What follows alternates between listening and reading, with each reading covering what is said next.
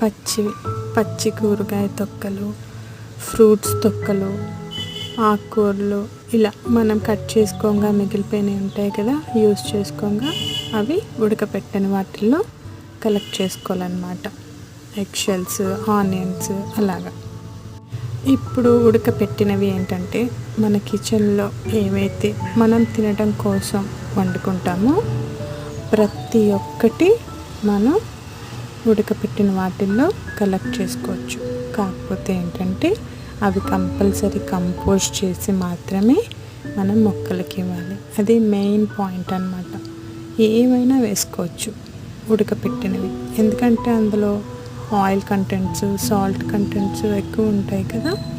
So అందుకని ఉడకపెట్టినవి, వండుకున్నవి compulsory compost చేశాకే మనం మొక్కలకి ఇవ్వాలి.